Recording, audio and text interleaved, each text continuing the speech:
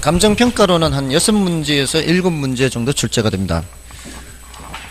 상당히 많이 출제되는 편이에요. 근데 이제 어렵습니다. 어렵다고 들 합니다. 저도 사실은 예전에 공부할 때 어려웠었고요. 그 어려운 이유가 내용이 어려워서 어려운 것이 있고요. 또 하나는 용어가 낯설어서 어려운 게 있습니다. 이 앞에 있는 내용들은 그래도 일상생활에서 뭐 한두 번은 들어봤을 법한 그런 내용인데, 지금 이 감정평가로는 단어 자체가 굉장히 낯설어요. 6문제에서 7문제 정도. 이 주제가 이제 몇 가지 주제로 이것도 나누어지는데요. 감평 기초 파트가 있고요. 다음에 3방식 내용이 있어요. 감정평가 3방식. 물건을 평가하는 3가지 방식을 말해요. 다음에 이제 물건별 평가가 있고요. 물건별 평가 등 해야 되겠네요. 뭐 잡다한 내용들이 있어서. 다음에 부동산 가격 공시 제도가 있어요. 부동산 가격 공시. 여기 이제 출제가 되면, 여기서 출제가 되면은 7문제가 되는 거고요. 여기서 출제가 안 되면 6문제예요. 여기에 출제되면 7, 요거 이제 출제 안 되면 6.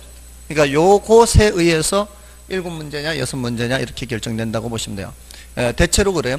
한 번 예외적인 경우가 있었긴 했는데, 그 한 번은 여기서 3문제, 여기서 4문제. 아주 예외적이었어요. 근데 차라리 그게 나을 수도 있어요. 이게 조금 더 어려울 수 있으니까. 이건 뭐 그렇게 어렵지는 않아요. 그리고 여기가 감정평가 기초가 2문제 정도. 2문제가 조금 이제 좀 몇 년 동안 출제가 안 돼서 2문제보다 약간은 덜 할 수가 있고요. 여기가 한 4문제 이렇게 보시면 돼요. 이쪽이 이제 조금 더 비중이 커졌어요. 보통 제가 한 2문제에서 3문제, 여기는 3문제에서 4문제 이렇게 했었는데 약간 비중이 이쪽이 더 커졌어요. 이쪽으로 나오면은 별로 어렵지 않아요. 제일 어려운 게 이게 제일 어려워요. 이게 난이도가 제일 높습니다. 근데 이제 난이도가 높다고 해도요, 그 기본 용어 정도는 하셔야 되거든요. 그 용어가 낯선 것 뿐이지 용어가 어렵지는 않잖아요. 그 이론이 어렵잖아요. 그 용어를 들어가서 그 용어 정도는 이게 어디서 나오는 용어다, 이 정도는 기억을 하시는 게 좋겠습니다. 자, 근데 요게 이제 그만큼 난이도가 덜 높다는 얘기죠. 그럼 여기에 초점을 맞춰서 일단은 좀 해 두시고요. 공부를 좀 난이도가 덜 높으니까 그 다음에 이제 나머지 것들을 좀 보시면 되겠죠. 그래서 일단 난이도가 높다, 이 부분은 그래도 이제 자꾸 본다 이렇게 생각을 하십시오. 안 본다, 포기한다 이렇게 생각하지 마시고, 어떤 분들은 아예 포기만, 이런 분도 계세요. 포기한다 이렇게 하지 마시고 자꾸 본다 이렇게 생각하시면 돼요. 자꾸 보게 되면은 용어들이 익숙해지거든요. 용어들이 익숙해지면 그 다음에는 이론이 이제 눈에 보여요. 자꾸 안 봐서 문제가 되는 겁니다. 아무튼 여기서 이제 부동산 가격 공시를 이제 먼저 좀 말씀을 드리고 앞부분을 좀 말씀을 드릴 건데, 부동산 가격 공시제도 있죠. 자, 이 부동산 가격 공시제는 여러 가지 이제 부동산을 공시하는 건데요. 토지 가격을 공시하기도 하고요. 그다음에 주택 가격을 공시하고요.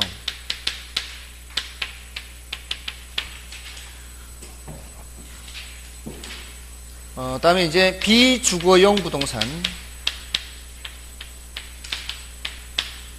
비주거용 부동산 가격을 공시하고요. 자, 이렇게 있네. 요거는 이제 올해부터 도입이 됐거든요. 올해부터 도입이 돼서 중요도는 좀 낮다라고 볼 수 있는데, 근데 이 패턴이 똑같아서 이거나 패턴이 똑같아요. 그래서 패턴이 똑같기 때문에 추가적으로 공부하는 부담은 없어요, 사실. 요거 알면 이거는 자동으로 해결이 되는 거니까. 아무튼 지금 얘네들에 대해서 이제 여러분들이 정리를 하셔야 되는 거는 주체가 누구냐, 하는 주체가 누구냐, 또 그 효력이 뭐냐, 이거를 알아야 되는데요. 이게 나누어지거든요, 이게. 여기 이제 표준지 공시지가가 있고요. 개별 공시지가가 있습니다. 그다음에 이제 주택가격 공시에서는 단독주택이 있고요. 공동주택이 있습니다. 단독주택 가격, 공동주택 가격, 이렇게요. 근데 단독주택은 이제 천차만별이어서 이걸 또 표준주택 가격과 개별주택 가격 이렇게 나누어집니다. 다음에 이제 비주거용 부동산 가격 공시는 패턴이 똑같다 그랬죠. 요거하고 위에 주택가격 공시하고 비주거용 일반 부동산이 있고요. 비주거용 집합부동산이 있어요. 비주거용 집합부동산이 여기에 공동주택에 해당하는 그런 개념이요. 그러니까 이런 상가 있죠. 상가나 또 공장도 아파트형 공장 이런 것들은 지금 구분 소유가 되는 거죠. 구분 소유가 되는 것들은 이제 이런 식으로 표현하는 거예요. 요거는 이제 개별 부동산이죠. 이 단독주택 같은 이런 형태의 물건들을 이제 일반 부동산 이렇게 얘기를 해요.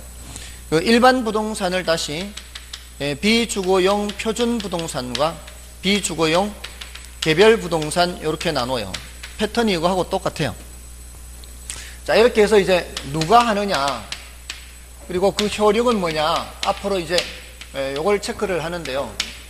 일단 주체는 어렵지 않아요. 주체는 여기 개별 들어가 있는 거 있죠.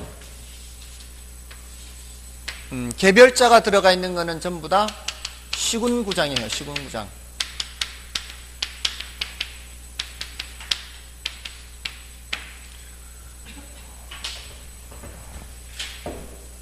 자, 나머지는 뭐예요? 나머지는 여기도 있죠. 공동. 이게 표준지 공시지가, 표준주택, 공동주택, 표준부동산, 비주거용 표준부동산, 비주거용 집합부동산. 이 동그라미 지금 노란 거 5개 있죠.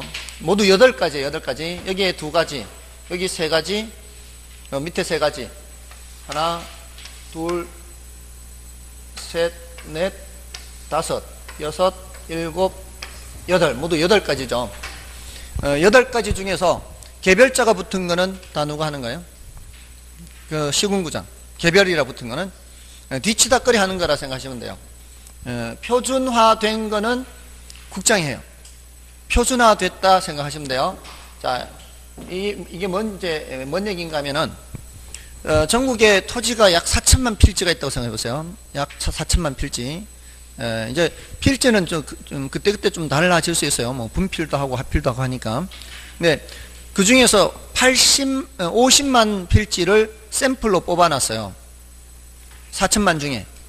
그러면 4천만 중에 50만이면 어떻게 돼요? 4천만 중에 50만이에요. 그럼 이게 80분의 1이에요. 80개 중에 한 개꼴로 표준지를 선정해놨어요. 자, 여기 지금 타일이 있죠. 이 타일 80개 중에 하나가 표준지라는 얘기예요. 그러면 그 주변의 다른 토지들은 그 표준지 가격을 보고서 계산해요. 표준지 가격을 보고서. 그러니까 표준지 공시지가를 국장이 하는 거예요. 표준지 공시지가 국장, 표준주택가격 국장, 국토교통부 장관이에요. 공동주택가격 국토교통부 장관. 자, 이게 공동주택은 다시 이렇게 나누지 않죠. 나누지 않는 이유가 공동주택은 이미 표준화가 됐다 이렇게 보는 거죠. 왜냐하면은 공동주택이 대표적인 게 뭐예요? 아파트, 연립, 다세대 이런 것들이죠. 이런 것들은 설계가 어떻게 들어갑니까? 네모 박스 안에 설계가 다 들어가죠. 다 설계가 네모 박스 안에 들어가지 않습니까? 그렇게 해서 얘네들은 다 뭐가 됐다고 보는 거예요? 표준화가 됐다고 보는 거죠. 이것도 표준화가 됐다고 보는 거예요. 그래서 이런 것들을 이제 주체하고 이제 효력 이렇게 하는데 일단 지금 단계에서는 뭐 효력까지 말씀을 드리기는 좀 그렇죠. 입문 단계니까. 주체만 알아도요. 일단은 괜찮다고 볼 수 있고요. 이것도 물으니까. 누가 공시하느냐 이걸 물으니까. 자, 근데, 여기서는 이제 그것보다도, 혹시 여러분들 스마트폰 지금 갖고 계시나요? 스마트폰 갖고 계시면 좀 이제 열어보실래요? 스마트폰. 스마트폰에 안드로이드 폰은 플레이스토어인가요? 저기는 앱스토어인가? 하여튼 뭐, 그거 있잖아요. 거기에 가시면은 토지 이용 규제를 검색해 보세요.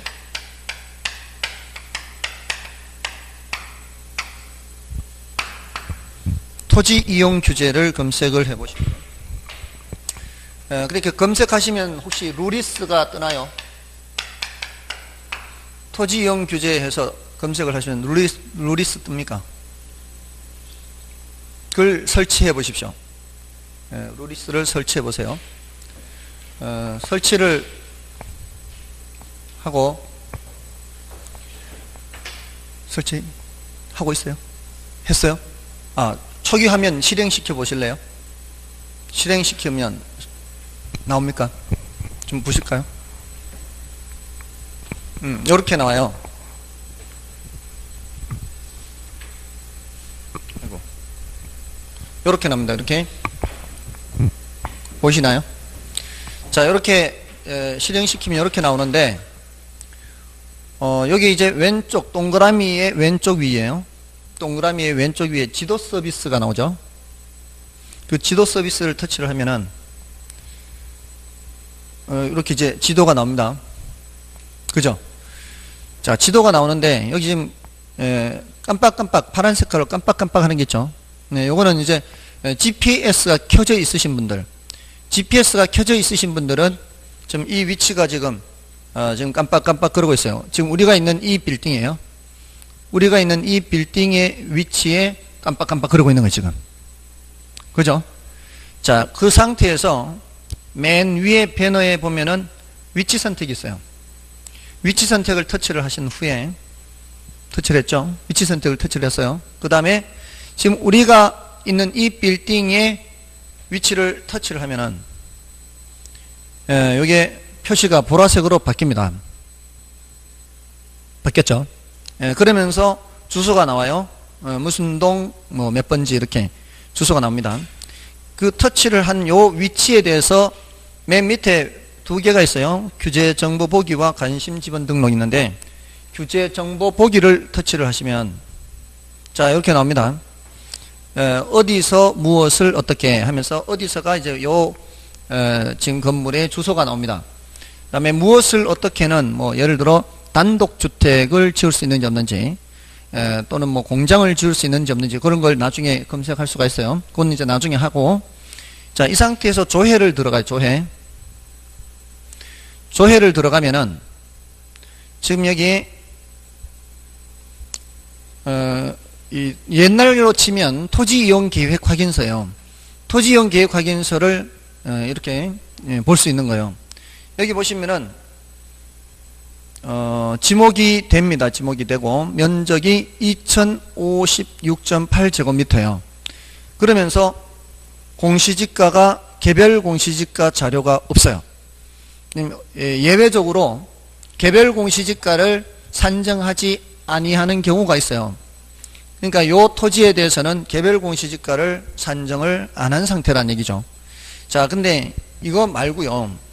자, 내가 어떤 위치에 땅 가격을 알고 싶단 말이에요. 어떤 위치에 땅 가격을 알고 싶을 때 찾아가는 거죠. 그래서 옛날 같으면 이제 저 도면을 가져가야 되죠. 도면을 가져가야 되는데 이제는 도면 필요 없습니다. 뭐가 있으니까 GPS가 되니까. 내가 그 건물이 없는 그런 곳에 가면은, 이런 경우는 이제 건물이 있으니까 쉽게 알 수 있지만, 건물이 없는 곳에 가면은 땅이 이렇게 펼쳐져 있잖아요. 그러면 이 땅이 내가 지금 살까 말까 고민하는 땅인지 그렇지 않은지를 잘 몰라요. 이 도면 같은 걸 봐도. 근데 이제 뭐가 있어요? 여기 있잖아요. 여기 있어서 이렇게 이런데 이제 농지 같은 데 가서, 이렇게 농지 있잖아요. 이렇게. 농지 같은 데 가서 이걸 치면은, 농지가 이렇게 안 보이나? 예, 이런 데 가서 이제 위치 선택해서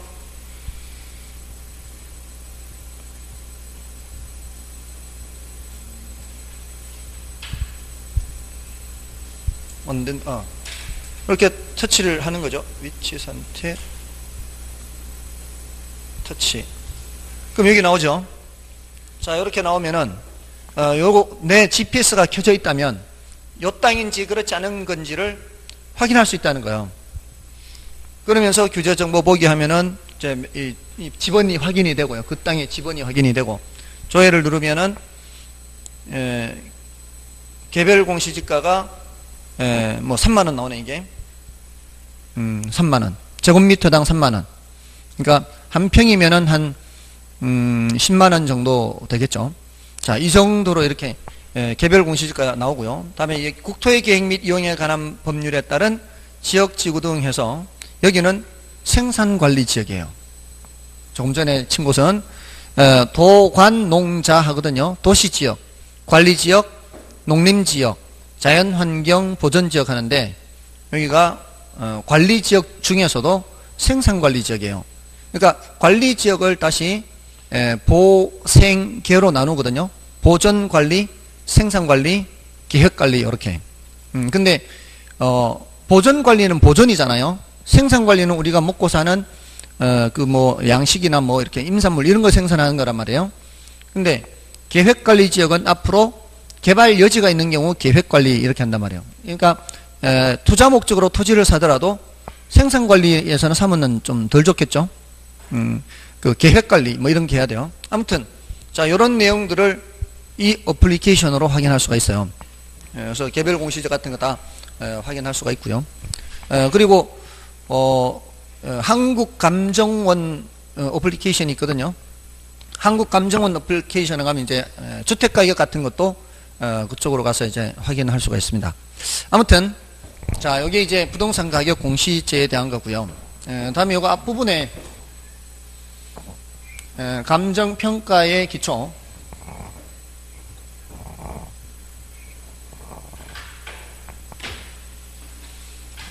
감정평가의 기초, 자, 이 부분을 좀 설명을 드리겠습니다. 페이지 수는 이제 428쪽이고요. 428쪽에 감정평가의 개념 하는 게 있죠.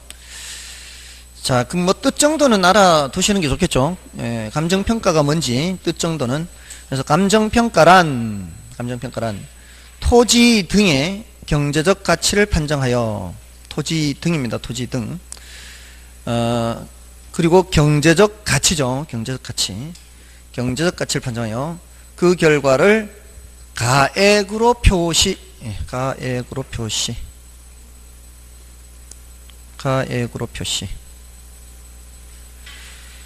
자, 그렇게 봐주시고요. 경제적 가치 가액으로 표시, 이렇게. 자, 그게 감정평가고요. 그 다음에 이제 괄호 2번은 뭐 참고로 보시고, 자, 감정평가의 분류가 있죠. 분류해서 제도상 분류, 뭐 업무 기술상 분류하는데 그 단어 뜻만 알면 되니까 별로 어려운 거는 아니에요. 그 단어가 제일 먼저 공적평가, 공인평가 있죠. 그리고 오른쪽에 필수평가, 임의평가, 공익평가, 사익평가, 그리고 법정평가 이렇게 있죠. 자, 이 중에서 이제 제일 헷갈릴 수가 있는 것이 바로 첫 번째 나오는 공적평가와 공인평가예요. 다른 것들은 단어에서 어느 정도 뜻을 유추할 수가 있어요. 거기 필수적 평가와 임의적 평가 이렇게 있죠. 필수적 평가와 임의적 평가, 이것은 반드시 해야 되는 거냐, 해도 되고 안 해도 되는 거냐, 그거를 이제 얘기하는 겁니다. 필수평가는 그 밑에 공익평가와 연결이 되는 편이고요. 그리고 법정평가와도 연결이 되는 편이에요. 법정은 이제 법에 정한 대로예요. 법률의 규정이라고 되어 있죠. 법률의 규정. 자, 그런 키워드를 체크를 하면은 그거는 뭐 별로 어렵지 않습니다. 그리고 그 위에 니은의 임의적 평가와 사익평가가 연결이 되겠죠. 임의적 평가와 사익평가. 자, 근데 공적 평가와 공인 평가는 간평 분류예요.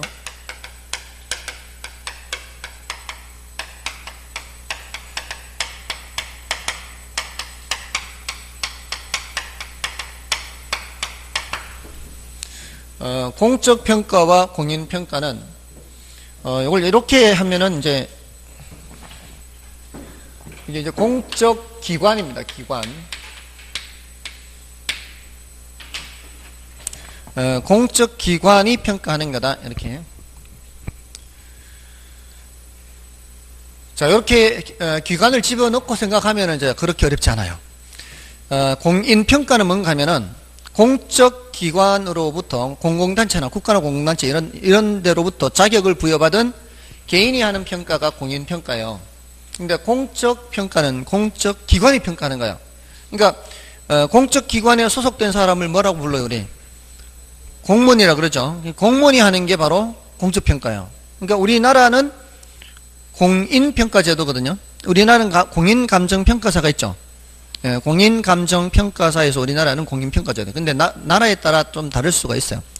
자, 그래서 그거 공적 평가와 공인 평가만 구별하면 뭐 그렇게 어렵지 않고요. 사실 근데 요거보다는 뭐가 더 중요한 거면 업무 기술상의 분류라든가 넘어가시면은 감정평가에 관한 규칙상의 평가가 더 중요해요. 요거는 이제 설명을 하려면은 여기 좀 시간이 걸립니다. 그래서 지금 단계에서는 그렇게 표시만 해 두십시오. 이게 업무 기술상의 분류라든가 감정평가에 관한 규칙상의 평가, 이게 조금 더 중요하다, 이렇게 보시면 되겠습니다. 일단은 그렇게 하시고요. 뭐 나중에 또 설명을 드릴 거니까 이번 순환은 그렇게 이제 이런 게 있다는 정도, 소개만 하는 정도니까 그렇게 봐주시고요. 다음에 이제 가치와 가격 하는 게 있어요. 넘어가면은 가치와 가격.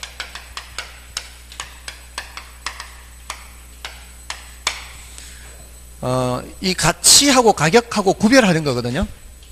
근데 경제학에서는, 제가 오랫동안 공부했던 경제학에서는 가치와 가격을 구별하지 않아요. 물론 이제 구별을 하는데 거의 잘 구별하지 않아요. 왜냐하면은 경제학에서는 다루는 재화가 보통 단용재, 내구재 이런 게 있는데요. 경제학에서 다루는 재화는 주로 단용재 이런 거 그냥 한번 써서 없어져 버리는 그런 재화를 다루어요. 그런 경우에는 시장에서 거래되는 가격이 곧 가치하고 비슷해요. 대부분은. 근데 그 내구재는 그렇지가 않아요. 내구재는 거래되는 가격이 실제로 그 물건이 갖고 있는 가치하고 차이가 있을 때가 있어요. 물론 동산도 그 가치하고 가격이 차이 나기도 합니다. 여러분들은 역사적으로 네덜란드에서 튤립 파동이 있었던 거 혹시 아시나요? 역사 이제 이 경제 역사죠, 일종의. 옛날에 네덜란드에서 튤립을 키우면 돈이 된다는 그런 소문이 돌기 시작하니까 사람들이 전부 다 그 뿌리죠, 뿌리. 그 뿌리를 분양받으려고 이렇게 뿌리로 저거 하잖아요. 그게 구근이라 그러나요? 그거를 분양받으려고 그 가격이 천정부지로 치솟아 올랐대요. 그 뿌리 가격이. 자, 근데 너도 나도 다 그렇게 튤립을 그렇게 심으려고 하니까 그 가격은 올라가는데, 그 튤립 가격은, 뿌리 가격은 올라가는데 튤립 가격은 떨어질 거 아니에요. 많이 쏟아져 나오면은. 그러니까 수익이 안 나올 거 아니에요. 그러니까 천정부지로 치솟았던 그 튤립, 마지막에 막차 탄 사람들은 어떻게 되겠어요? 나중에 이제 거품이 빠지게 되는 거죠. 그러면 이제 손해를 많이 보는 거죠.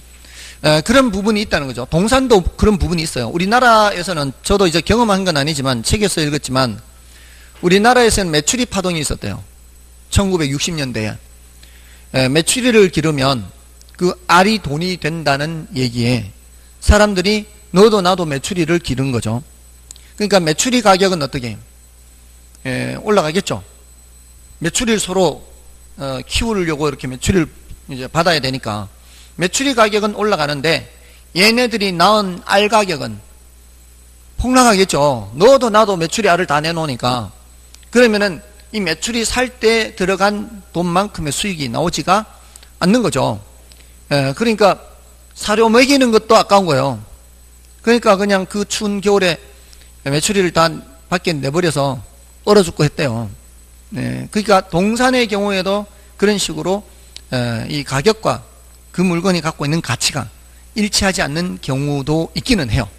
근데 부동산의 경우는 그것이 훨씬 더 심하다는 거죠. 이 동산의 경우에는 비교적 이렇게 쉽게 일치하는데 부동산의 경우에는 이게 일치하지 않는 경우가 훨씬 더 많다는 거예요. 그 이유는 부동산의 경우는 그 효용의 지속 기간이 길다는 거예요. 내구재.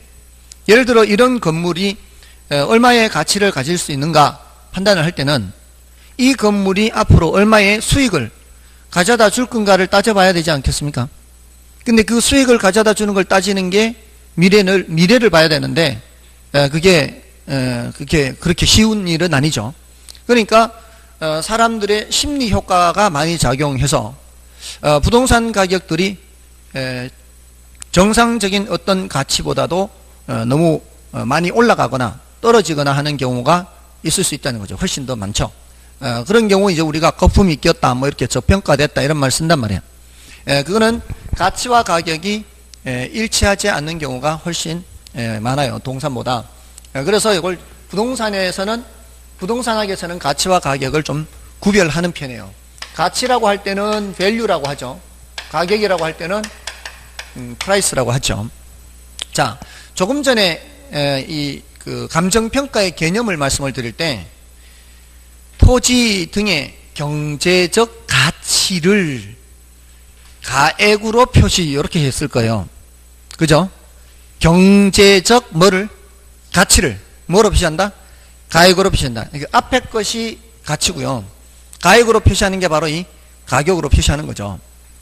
이게 어떻게 생각하시면 되는가 하면은 요즘도 일요일에 진품명품 이런 프로그램 있나요? 진품명품? 요즘 TV를 안 봐서 제가 지금 TV 본 지 너무 오래됐네요.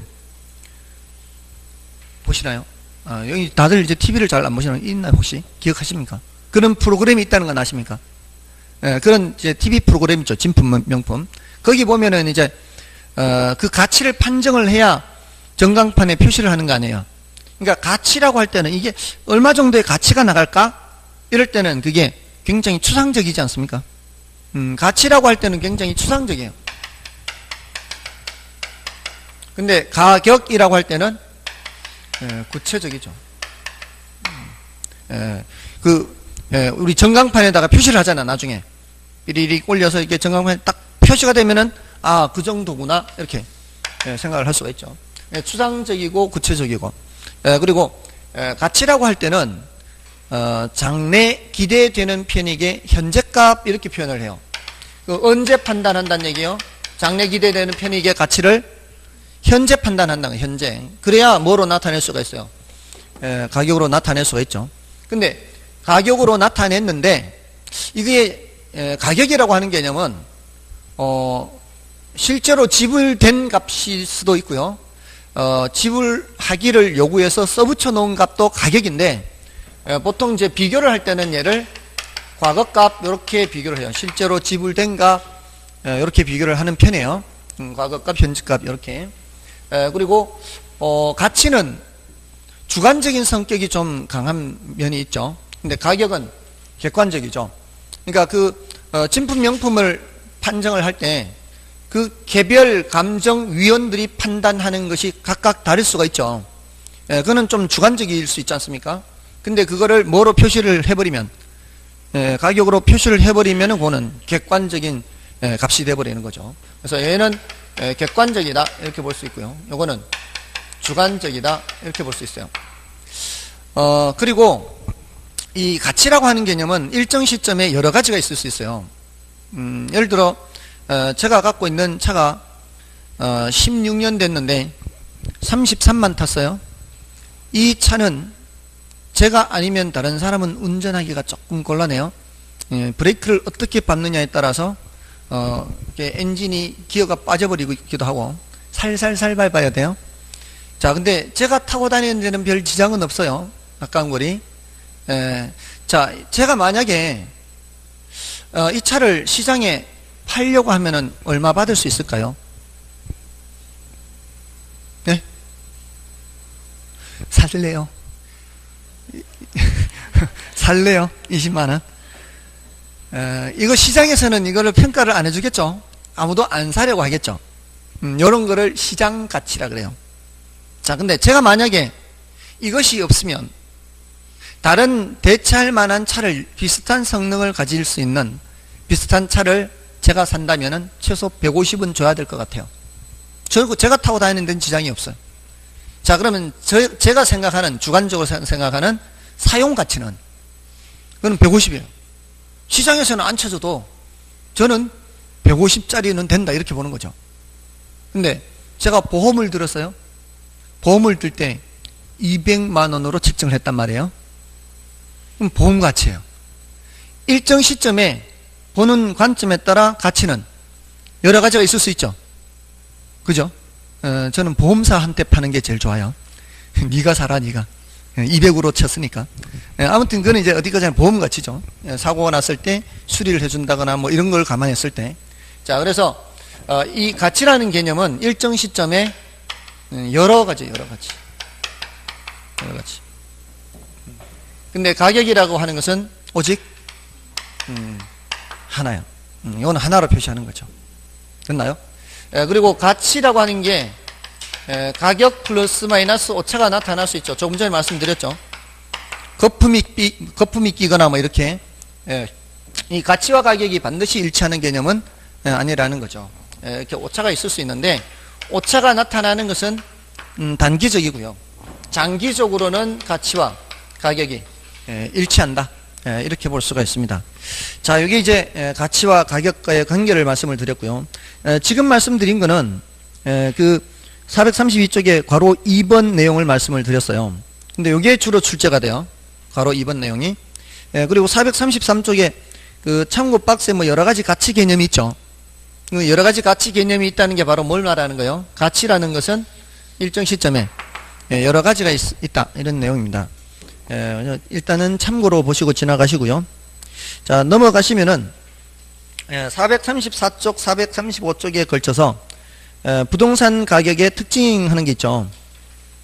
자, 요거는 뭐 간혹 나옵니다. 간혹 나오는 건데 그 중에서 잘 기억을 못하는 게 괄호 1번, 2번이에요. 다른 것들은 뭐 그렇게 어렵지는 않고요. 설명을 드리면 간단하게 이해를 할 수는 있어요. 일단 괄호 2번, 1번, 2번을 먼저 체크를 하시고요. 나중에 괄호 5번, 6번을 추가하시면 돼요. 괄호 1번, 2번에 1번은 뭐라고 되어 있나요? 교환의 대가인 가격과 용익의 대가인 임료로 구성되어 있다. 이렇게 되죠. 교환의 대가인 가격, 용익의 대가인 임료. 이렇게. 자, 요거는 이제 협의의 가격, 광의의 가격 이렇게 나타날 수 있는데 그냥 가격 하면 이제 협의의 가격을 말하고요. 임료 하면 임대료. 자, 이것도 가격이고 이것도 가격이다 이 말이에요. 그러니까 광의의 가격은 이 말이에요. 광의의 가격. 이거는 이제 매매 시장이고 요거는 임대 시장이죠. 근데 이것도 다 가격이에요. 넓은 의미로는. 앞에서 우리 그 시장의 기능 얘기할 때 자본주의 사회에서는 시장이 자원을 배분한다 그랬죠. 시장에서 형성되는 무엇을 보고 수요 공급자들이 행동하는 과정에서 시장에서 형성되는 가격 보고 행동하는 과정에서 자원이 배분된다 그랬잖아요. 그게 가능한 한 제 몸값을 더 높게 쳐주는 쪽으로 자원이 간다 하지 않았던가요?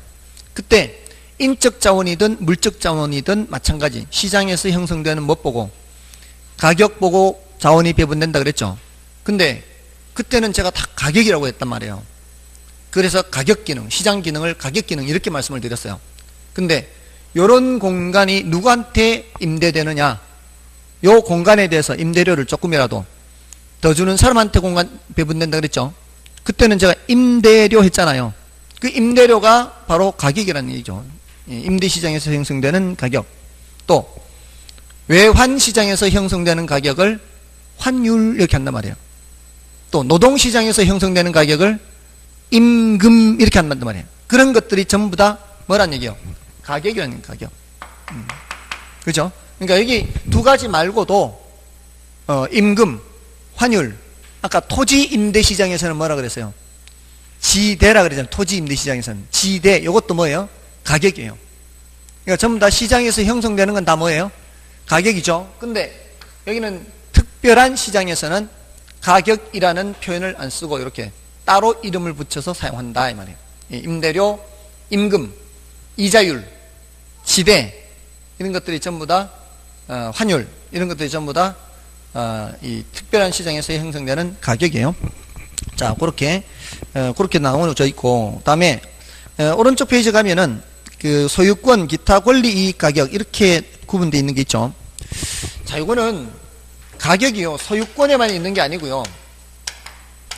지상권이나 기타 등등 여기도 가격이 있다는 겁니다. 소유권, 지상권, 기타 이렇게 여기에서 예를 들어서 이런 겁니다. 이 소유자가 소유하고 있는 토지 소유자가 소유하는 이 소유권 위에 지상권을 설정할 수가 있거든요. 그러면 이 토지에 대해서 권리가 몇 개가 있는 거예요. 이 토지에 대해서 소유권도 있고 지상권도 있죠. 이럴 때 만약에 이 토지가 수용이 되지 않습니까? 수용이 되면은 여기에도 가격이 형성되고 여기에도 가격이 형성돼서 그 평가를 해야 돼요. 각각에 대해서 평가를 해야 됩니다. 그러니까 하나의 물건에 여러 개의 권리가 있어도 이 말이에요. 그 각각에 대해서 뭐가 형성될 수 있다? 가격이 형성될 수 있다. 뭐 그런 얘기입니다. 그리고 나머지는 이제 나중에 좀 더 한다 이렇게 생각하시면 되고요. 다음에 넘어가셔서 436쪽에서는 그 3번의 부동산 가격의 이중성이라든가 4번의 시장가치 요거는 일단은 패스하십시오. 나중에 말씀드릴 기회가 있으니까. 다음에 이제 5번의 부동산 가치 형성 요인과 발생 요인 이렇게 되어 있죠. 자, 요것까지 말씀을 드리고 오늘 수업은 마치겠습니다. 다음 주에는 이제 가격 재원칙 뭐 이런 내용도 좀 말씀을 드릴 거고요. 부동산 가치 형성 요인과 발생 요인은 뭔가 하면은 부동산의 가치가 발생하기 위해서는 어떠한 요인들이 있어야 되느냐 그 얘기를 하는 건데요.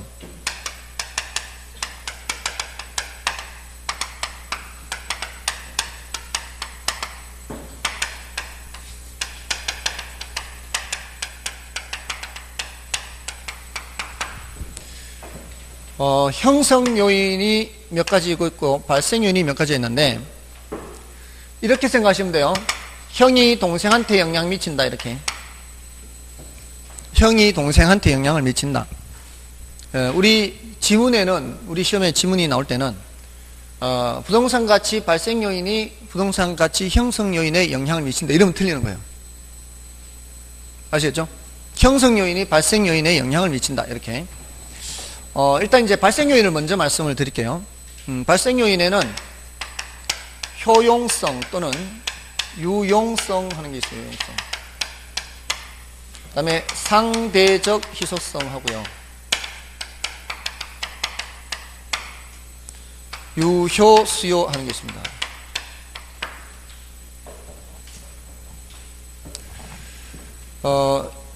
나중에 이걸 이렇게 기억을 하세요.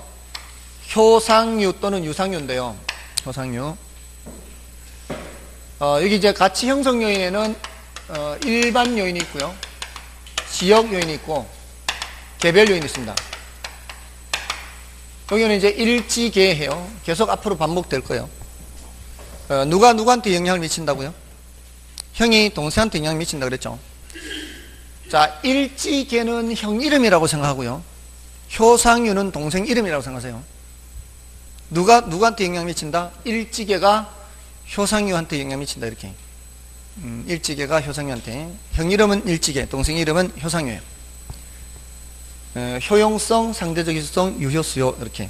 유효수요는 들은 적 있죠?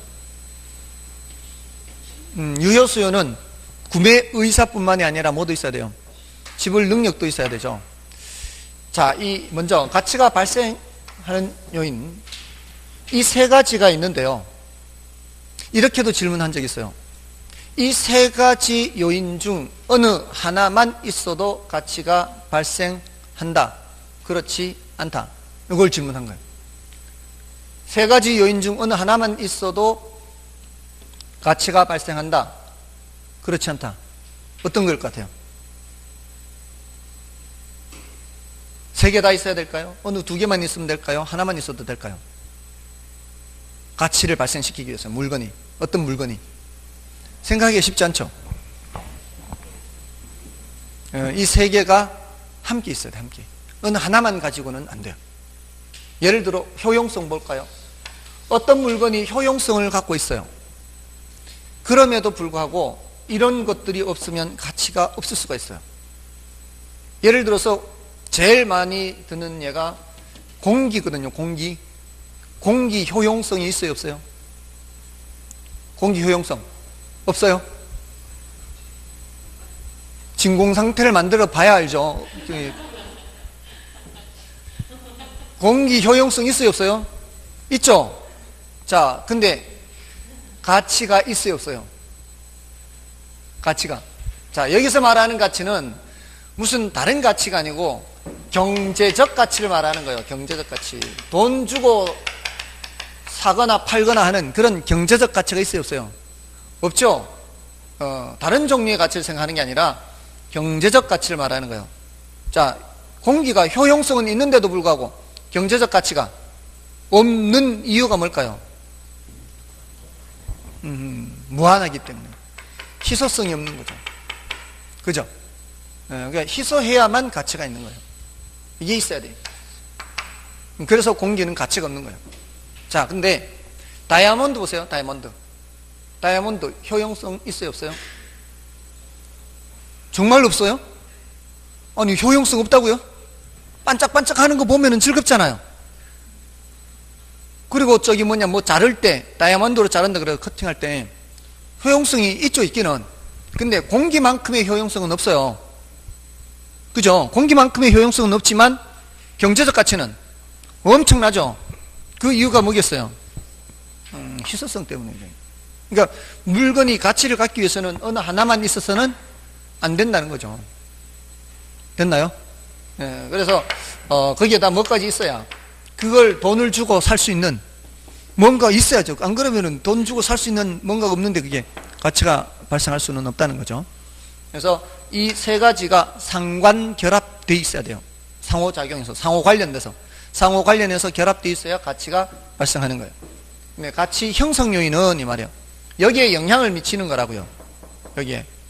예를 들어 일반 요인의 대표적인 게 사회적 요인, 경제적 요인, 행정적 요인, 이런 요인을 말해요. 지역 요인은 지역에서의 이런 요인들을 말하고, 개별 요인은 개별 부동산의 특성들이에요. 자, 예를 들어서 이 주변 지역 인구가 증가해요. 이 지역에서 인구, 이 지역에서 사회적 요인이요. 이 주변 지역 인구가 증가하면은 이 상가, 이 상업용 부동산의 가치가 어떻게 올라가겠죠? 그 올라가는 이유가 인구가 늘어나면은 이 주변이 배후지가 좋아지는 거 아니에요? 배후지가 좋아지면은 이런 상업용 부동산의 효용성이 올라가는 거죠. 효용성이 올라가니까 이제 가치도 올라가게 되고, 그죠? 또 이 주변 지역의 소득 수준이 올라가도 마찬가지겠죠. 이 주변의 행정 규제, 무슨 투기 지역이다 무슨 규제를 하게 되면 또 영향을 받을 수가 있죠. 이런 것들이 어디에 영향을 미친다고요? 효용성이나 상대적 희소성이나 유효수에 영향을 미쳐서, 이 말이에요. 유효수에 영향을 미쳐서, 그래서 어떻게 된다? 가치가 발생하게 된다. 일지계가 어디에 영향을 미친다? 효상유에 영향을 미친다. 됐나요? 그래서 효용성, 상대적 희소성, 그 다음에 유효수요. 어느 하나만 있어서는 가치가 발생할 수가 없다는 거예요. 자, 오늘은 이런 정도로 말씀을 드리겠습니다. 그 세부적인 내용은 너무 신경 쓸 필요 없고요. 대략적으로 이런 내용들이 있다라는 정도입니다. 다음 이제 부동산 가격 제원칙에서부터는 다음 주에 말씀을 드리도록 하겠습니다. S였습니다. 감사합니다.